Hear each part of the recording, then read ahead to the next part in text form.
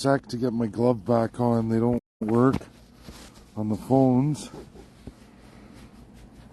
It's frosty. It's the coldest day in the Toronto area, recorded in Canada, and of course I'm out and about with my Timmies. I'm making this video. I guess I'm walking in the sub temperatures, so give it a go here. This video is titled Lesser of Two Evils, and it's still evil, folks. It's still evil. And I took a number of hours. I need to do another live. I promised to do, and we're going to get there, but I want to do this live because we had monumental amounts of news. Monumental, from firearms to broadcasting, and of course distractions, many distractions. A weather balloon in China, well, from China, that looks like came from Alberta, next in Long Lake, and all kinds of things we got to talk about. And sometimes I got to shut everything down and deep dive, especially when the news is overwhelming. So international law, international treaties signed between nations are all dependent on who you signed it with, what your constitution says. And a lot of people don't understand that, especially Canadians.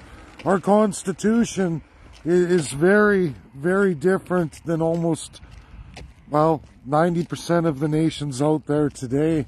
One, we don't have any kind of variation of we the people. That's not included at all. The people of Canada, First Peoples in Canada, you don't exist in your constitution, not in any idea of how to govern, rules of governance, or administrators of accountability. We're not listed, none of us, not once, not once. And people like to grab a one-page charter of more than 154 pages. People will grab that charter and say, this is gospel, this says what my rights are, this says what the First Peoples get, labeled as Aboriginal. And folks, there's 240 pages that tell you a tremendous amount differently than what's located in the charter. In fact, before the charter, it's removed. The power of government, whomever you elect and whomever they appoint, have the power to take that away. And they do. At the closing, after the charter, you go on and you read more that people like to ignore, like that doesn't matter, but it clearly does, and it happens every day in a parliament or a legislature around Canada. When they're sitting, they pass bills and laws that contradict what's said in the Constitution in certain pages. But there's, notwithstanding, there's a federal administration of that, there's the provincial power of that, and it all goes back to the Crown. Your preamble, the only one of its kind in all the world. Sorry, runny nose, cold. But our preamble clearly gives away all our sovereignty. We have none. We give it to the United Kingdom. We model everything that the Parliament and all legislatures in Canada do after their lead. Not you, the people, not your wants, your desires, your supposed rights, any of you. It's all modeled on the design of the UK. What direction they take, we are to model after that. It clearly tells you that in the introduction to what is Canada, and that's never been removed, never been amended, and it's always the direction of every parliament and legislature. People don't want to look at that. They somehow think that that doesn't matter. International law, we have a United Nations, we have a United Nations Security Council with tremendous powers. It's outlined in the charter. Right now, anyone can go look. Russia vetoes whatever they want to veto for Ukraine. They do whatever they like. UK does the same thing. They're one of those P5. They do whatever they like. USA does whatever they like. China, Taiwan, they do whatever they like. USA even agreed to give give the Beijing party power of the P5 after the Taiwan regime fell. And they said, you can have it. We agree to the one China fits all power. That's it. And no president's repealed that. Joe Biden hasn't even repealed that. They can talk a tough game, but they don't do it. They don't do it. They don't mess with their tremendous powers. They keep them for themselves. And people say, why? Well, why do they do that? Well, why wouldn't you? Why wouldn't you, when you have power over treaties of other countries, another 188 who are subject to your whims, individually or collectively? The 5 have tremendous power over all our supply and value chains, and rightfully so. They built their militaries, they control it, and everybody signed off on it. Read your UN Charter. Every nation signed that in 1945, or you wouldn't be a nation. Many nations wouldn't even exist today. There's great things in that charter. There's great things in monumental binding international law. Problem is, countries like Canada, with their constitutional designs, don't follow any of it. People ask me all the time, well, why is Ontario Human Rights doing this? Or why is the ICJ, they think, is the International Court of Justice? It's not. We quit it in 1994. A lawyer trying to argue with me, telling me, oh, no, we're still party to the International Court of Justice. You're a liar. And it's like, no, we're only party to the International Court of Justice when another nation to our nation brings us there, and only in relation to the Commonwealth. That's clearly articulated through Parliament. People can grab whatever they want, post anything they want from the government of Canada, but it has to be the truth, and you need to go to the United Nations and Canada's publications to find the truth. They took the teeth out of the ICJ. Why did they do it? Well, that's easy. South Africa subjected apartheid. They subjected themselves to the ICJ. And what happened? All the political parties, Conservative, Liberal, Labour, the same 3 parties we have, they were built exactly like us because they were built off our model. Same sovereignty to the UK. UK kept Nelson Mandela in jail for over 30 years. 30 years. You talk to any of his remaining members of his family, his grandson said, take your effing my father's name out of your mouth, just like Will Smith. That's exactly what he said. He said that to the royal family. Don't talk about my father, and don't talk about my father as your friend. The UK is no friend of my father's. And that's the truth. Not of the family either. South Africa got dismembered. It started a long time ago in the 50s. UK carried them with their power of their veto and their UK might. But eventually penmanship fell with USA, China, and Russia. And they moved swiftly to end South Africa. Anyone can look that up. They became a republic. They got a forced constitution. Land back for all the South African blacks from apartheid. And it wasn't fun. It wasn't fair. Some farms were taken, given back that way. That's what happens when you don't do it yourself. Which brings us to Canada and our crown lands that people don't want to address. Canada is almost 90%. It's 89 and some percent crown lands. Whose land is that? It's not Queen Elizabeth II's land. It was 5 years ago, before our Chief Justice Wagner assumed the role of Governor General of Canada and went through the legal terms and transformed all publications. Just 5 years ago, they said it was Queen Elizabeth's land. Now we all know today it's clearly provincial and federal crown land, which goes into federalism. What's federalism? That's the idea a country divided its powers of government between the federal and all regional governments. So were we talking about provinces and the federal government? Canada has all those clauses. Our Constitution, forever and a day, gives Section 58 that clearly outlines the power of provinces to craft constitutions, cementing their tremendous powers. And there are many, many more than the federal government itself. Unfortunately, folks, no premier, ever of any province or territory has ever wanted to codify those. Because, well, they don't want to give the power to you, the people. There's your civics, your civil rights, your property rights, which brings us into Bill C-11 and Bill C-21. Two evils, and we're talking lesser of two evils today. Big celebrations all the last couple days. Oh, look, we won back some of our long guns. Oh, yay, yay. What about the handguns? Oh, no, they're going to go. It's the lesser of an evil, right? It's only certain firearms, 7 clips, oh, this, oh, that. Yeah, you're going to lose all your handguns. Doesn't matter what your licensing and your property is, but be happy. It's only half the battle. NDP backtracked on Liberals and Bloc switched over because the First Peoples that they support, they don't want to take their guns, right? Divide, keep everybody separate. And people fall for it. People fall for it. We have Bill C-11 that passed. I don't know how that's going to transform social media.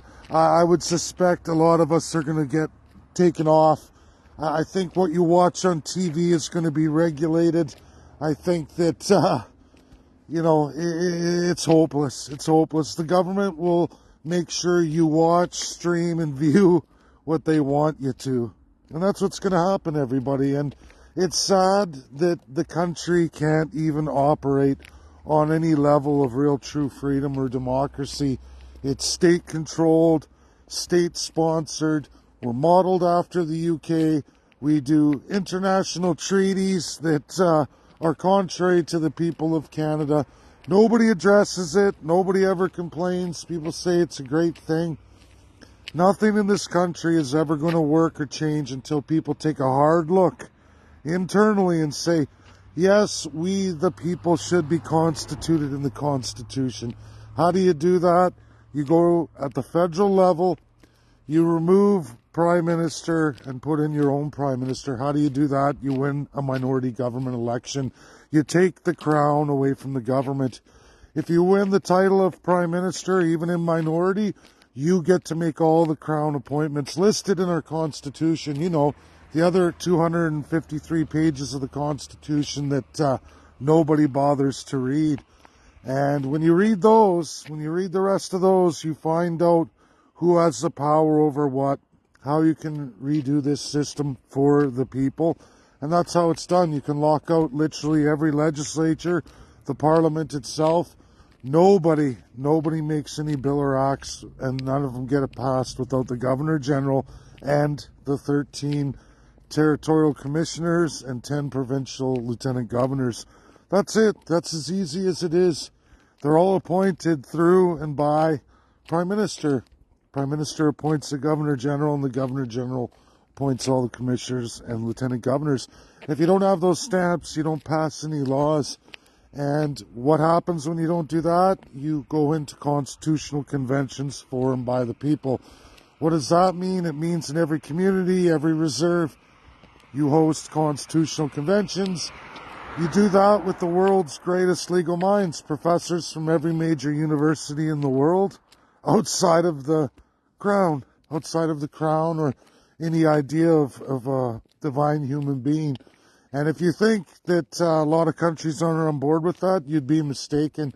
I thought it would be a difficult task. It wasn't a difficult task. I had an easy time going through it, folks. I had an easy time collecting all those people. Even during COVID, it was actually much easier than I ever thought it would be. Language barriers. Many Canadians of different cultures and backgrounds, many different languages. First Peoples have many languages. Some are extinct, but not extinct in just 2 nations beside us, 2 nations that border us. And they've kept and collected them all. And you know what, folks? We can provide all of those languages too for every first person. People say, oh, why help the First Peoples? Oh, they're always crying and whining. Oh, they get all our money. Well, it brings us back to federalism again. We all enjoy the powers of a province. You get tremendous powers there. None of the First Peoples get that. They invented federalism, by the way, and they don't get it. The government made sure to remove them from federalism forevermore. That's the Indian Act, 1876. You will take these people, you will make them sign treaties, you will force them on 0.2% of Canada. They're not allowed to collect any revenue. They're not allowed to build a society. They're not allowed to govern themselves. That's not their choice. That's what's forced on them. You either do that or you leave the reserves, that 0.2% of Canada, and join the world of subjects. Give up your culture, your ethnicity, everything that you are, your country that we took from you by force, and we never even warned you for it. We cheated you out of it. No history of the USA ever happened in Canada. It's completely the opposite. It's a lie. It's a lie. I don't know why people don't know this. It's clearly in all history books. The USA has articulated it very well. There were American Indian Wars. No American Indian Wars in Canada. Are there some still going? Yeah. BC and Ontario. They call it Caledonia and Cascadia forever and a day. If you ever want to learn all about it, all you got to do is ask Russia and USA themselves. Those two countries have a clear log and record of all of it, even the extinctions of Canada, of many tribes, many tribes. People talk about Quebec and they say, oh, Quebec, that history didn't happen like that. Oh, it sure did. There's 150 years before Canada when the French ruled. Before we even had the British Quebec that went all the way through the States, the 13 colonies. USA keeps that history. Russia America Company has that history too. No different than the Hudson Bay Company. They'll tell you in their history books what's real. And it's funny, if USA and Russia both have the same history in relation to Canada and the First Peoples, well, what does that tell you? What does that tell you? People don't want to know these things. They don't want to look at it. They somehow think that they're going to gain freedom by oppressing someone else or allowing our government the ability to oppress the peoples. They can oppress the savage peoples that they define. They can certainly oppress you, the subjects. And that's what Bill C-11 and C-21 are all about. Everybody's celebrating, conservatives and firearms groups and broadcasting companies are all celebrating. It wasn't that bad after all. Only half of the evil remains in those bills. One is already approved. C-11's going through. And people say, oh, it's a victory. We only lost half of our freedoms through it. We've only been subjugated twice as hard, not 4 times as hard. Lesser of two evils. Okay, that makes sense to me. Well, why do you have to regulate people? Why do you have to control what they see, what they want to read, what they want to watch, what they want to wear, what they want to sing? I mean, it gets to a point of what kind of country are we really? And these fools that come and say, oh, it's great, it's wonderful. I fight with Canadian lawyers, justices, the worst. They're the worst of the worst. They're part of that first-class system. They're crown sworn. Doesn't matter what you show them in precedent or in world history or truth. They're going to craft a new Canadian UK model of justification for what's going on, and they won't see the world as it really is. And you're not going to convert them. You go try to talk to a Canadian justice, you get told right off.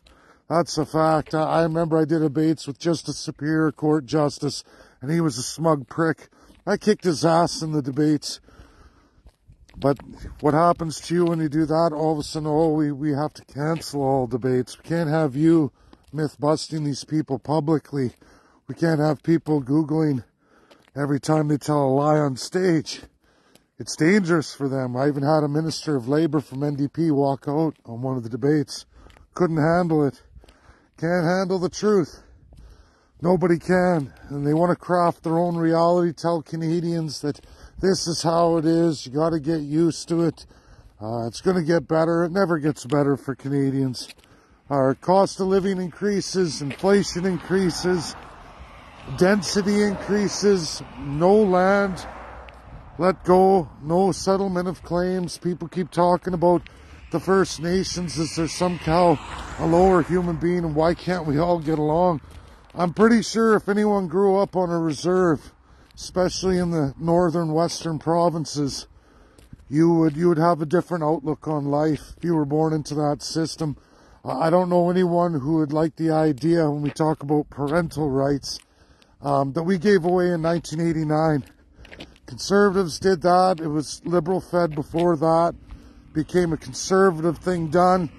Liberals finished it by removing us. Well, sorry, they didn't really remove us from the International Court of Justice. They just removed the binding authority of the International Court of Justice, which is basically turned it into King's Court. Anyone can Google right now. You can look up International Court of Justice in Canada. It will take you to the International Commission of Jurists. Other than that, you can go to your provincial human rights board, which is Crown controlled too. You're never allowed as any Canadian or member of any society, especially First Nations, to go beyond the government of Canada. They won't allow you. And the International Court of Justice will tell you, you contact them, they'll say, I'm sorry, in 1994, the Liberal Party of Canada removed themselves from any binding authority of the International Court of Justice. Why did they do that? Because their sister country, South Africa, constitutional monarchy under apartheid, got completely dismembered and destroyed through the International Court of Justice.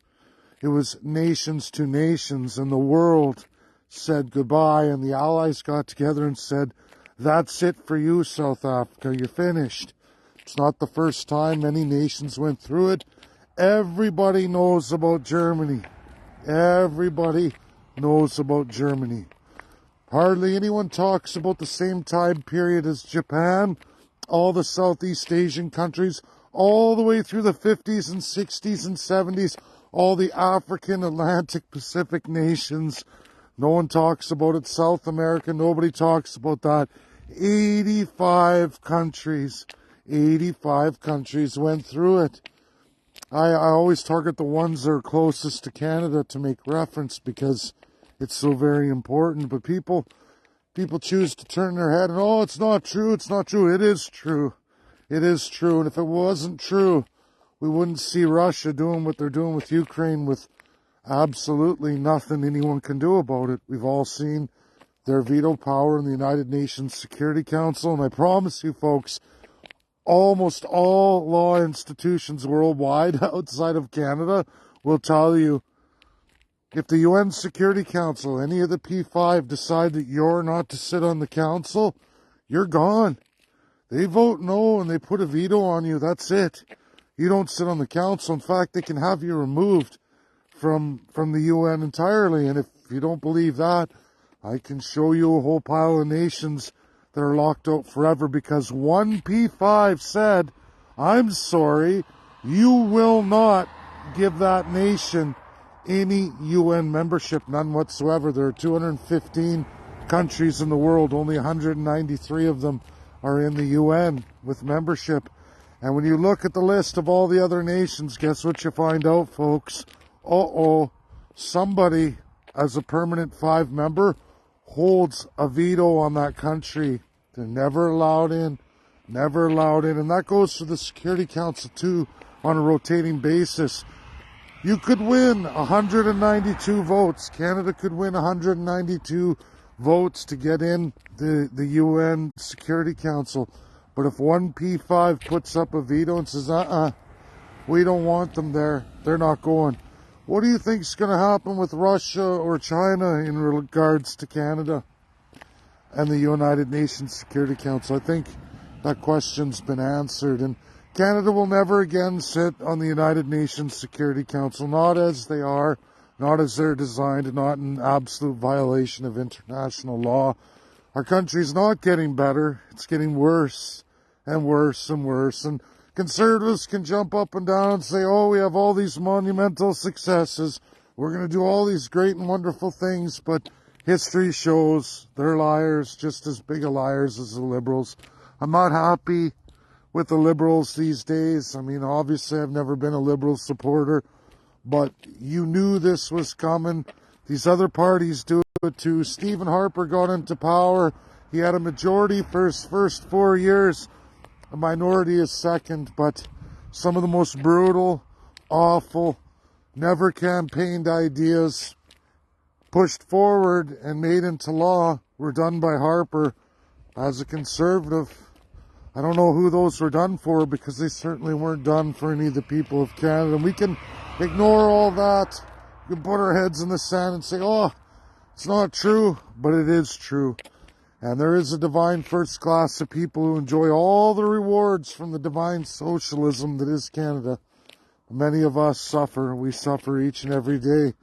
For who? For who? A divine elite. There's never any taxation with representation. They take everything from us. People seem to think that's okay. Oh, well, we got to pay for all this stuff. Well, here I am in southern Ontario on the coldest day of the year. And you know what? No one's outside, but I can look around me and I can tell you what around me was built by what tax dollars. And I can tell you, for as far as the eyes can see, there's nothing from the federal taxation financed here at all. None whatsoever. The federal income tax, predominantly largest source from working guys and gals like all of us. There's nothing. Nothing of it. I got a highway right beside me here. It's provincial. Okay. So there's the Ontario provincial taxes. Looks like I got a work buddy. Work buddy from work. That's a small world. This is a big borough. But, you know, it's... you look at all the infrastructure, most of it's municipal. The lowest source of tax revenue accounts for 90% of what you see every day. This path I'm walking on, municipality of Cambridge. The lights, municipality of Cambridge. That's the truth, the signs, all of it. The road work, the snow removal, besides the secondary highway from the province of Ontario. But other than that, almost everything I see around me, 90% of it done by the municipal tax base. So what are federal and provincial taxes really for? Well, that's the number one question, isn't it? Where does all the money go? I mean, healthcare, sure, half the portfolio. People fighting about that right now. Oh, healthcare, healthcare. They want to privatize it. Well, folks, I know I went blind. The eye surgery I needed should have been done in 3 months. It took more than 14. More than 14, and that's years ago now. I bet you the same operation's probably 20 months out by now. Our system's collapsing. People all feel it. They know it. Services have never been so shitless. Provincially, federally, doesn't matter. Can't get any government services. No one's available. Answers are, oh, we can't get people. We have no one to work. Well, maybe your 15-minute cities isn't working out after all. Maybe people can't afford to go to work. Maybe people can't afford your transportation systems. Maybe people can't afford electric cars. Maybe people don't have the credit to even afford a house, can barely pay their rents or feed themselves. And then we say, well, why don't people get out and work? Why are people on welfare? Well, if you're making under $30 an hour, you're struggling. I'm sorry. Let alone a single mom or dad with kids, you're screwed. And, you know, people don't want to realize this stuff. Everybody talks real tough. But the reality is, it's never been as hard to start out in life as it is today. And it's not going to get any better. It's only going to get worse. And as long as we keep broadcasting and censoring and broadcasting the state-sponsored bullshit, I guess Canadians will lap it up. They'll lap it up. But we'll see. We'll see as houses go down the toilet. People lose the ability to have a normal home. To watch the next generation struggle. Nobody's having kids anymore. We're a dying nation and there's no answers to why. Well, the government's the answer to why. Like every other shitless country in the world. They all do the same thing. They all do the same thing. Tax, tax, tax people to death until the dollar collapses and the economy's ruined. And Canada's doing it too. Don't kid yourself. It's all a lie. Anyways, that's my video. My coldest day of the year walk in Toronto. Time to head back. Everybody have a great day. Share. It's important. It's important to talk about all this. Sorry, everybody. Check out the weather balloon on China. Long Lake Nexon, Alberta. That's where it came from. Went all the way through and down through Saskatoon. It wasn't until it left the Cold Lake military base and the bombing range that goes over Alberta and Saskatchewan on the border that they said anything. They were trying to keep it a secret. But of course, people seen it in Saskatoon all the way down until across the Montana border. It's so funny. So funny. You know, in Canada, shh. Harper and Trudeau, shh. Oh, sorry, Joe Biden. People, read your Canada-China 37-year CINO deal. Pretty crazy. Bye now.